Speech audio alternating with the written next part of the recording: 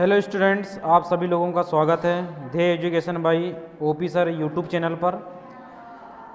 जैसा कि आप सभी लोग जान रहे हैं कि प्रश्न बैंक आ चुकी है और प्रश्न बैंक में जो दिए गए आपके ऑब्जेक्टिव क्वेश्चंस हैं इस पर डिस्कशन होगा। ओके, तो यहाँ पर सबसे पहले वस्तुनिष्ठ प्रश्न की चर्चा होगी। पहला क्वेश्चन है आपका, एक गेंद को ऊर्ध्वाधर ऊपर की ओर 2 मीटर प्रति सेकंड के वेग से फेंका जाता है तो अधिकतम ऊंचाई की स्थिति में इस पर त्वरण होगा। तो जो त्वरण होगा वह होगा आपका 9.8 मीटर पर सेकंड स्क्वायर। ओके, नेक्स्ट है आपका, एक वस्तु का स्थिति समीकरण निम्न है, x बराबर 2t square plus 2t plus 5। यहाँ x मीटर में तथा t सेकंड में है। वस्तु का त्वरण होगा, त्वरण जब पूछता है तो 2 बार अवकलन होता है। कितने बार अवकलन होता है? 2 बार। तो आपका x विस्थापन है, 1 बार अवकलन करेंगे तो dx बटे dt होगा, है ना। तो ये आपका वेग आएगा और 2 बार करेंगे तो यही क्या बन जाएगा? त्वरण बन जाएगा।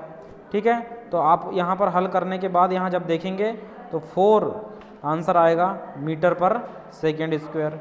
ठीक है, नेक्स्ट है आपके पास, मुक्त रूप से गिरती किसी वस्तु द्वारा तय दूरी और समय में सही संबंध है।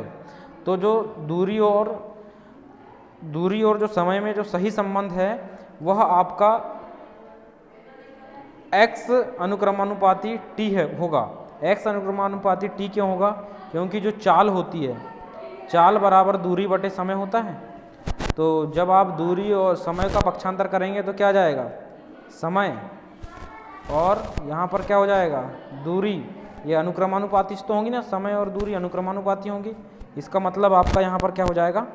Answer x अनुक्रमानुपाती t। क्लियर? मतलब फर्स्ट आंसर सही है आपका। नेक्स्ट है, निम्नलिखित में से सदिश राशियों का समूह क्या है? तो आप लोग सभी जानते हैं, त्वरण सदिश राशि है, क्षेत्रफल सदिश राशि और संवेग सदिश राशि है।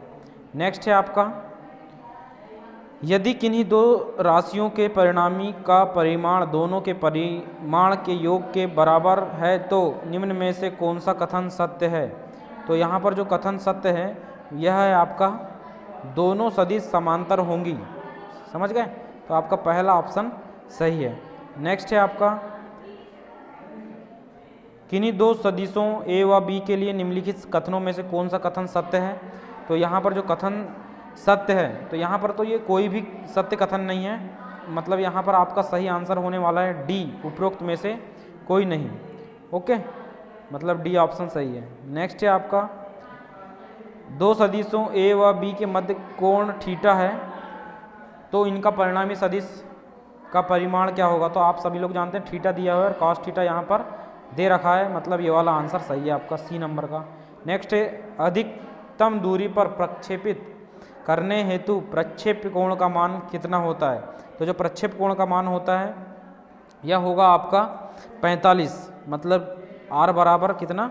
45 अंश अगर आप आएगा तो सबसे ज़्यादा दूरी पर कोई भी वस्तु जाएगी, r बराबर 45 अंश। नेक्स्ट है आपका, निम्न में से किन कोणों के जोड़ों के लिए क्षैतिज परास का मान समान होगा? तो आप यहाँ पर देखेंगे, क्षैतिज परास जब समान होगा तो आप ये फेंक रहे हैं माना कि, और एक ये फेंक रहे हैं, तो क्षैतिज परास जब समान होता है ये एक ही बिंदु पे गिर रहे हैं। समझ गए?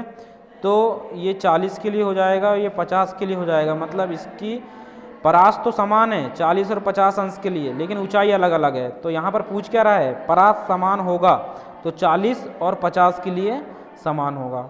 ठीक है, नेक्स्ट क्वेश्चन कौन सा है? 10वां, अदिश राशि वह है जो किसी भी प्रक्रिया में संरक्षित रहती है, कभी ऋणात्मक नहीं होती, विमाहीन होती है, उन सभी दर्शकों के लिए एक ही समान रखती है चाहे अक्षों में कुछ भी हो। तो ये विमाहीन होती है, अदिश राशि विमाहीन होती है, ये आंसर आपका सही है। ठीक है, मतलब तीसरा ऑप्शन सही है। इस प्रकार से बच्चों आपका ये 10 ऑब्जेक्टिव कंप्लीट होते हैं। नेक्स्ट वीडियो में इसके आगे की चर्चा होगी।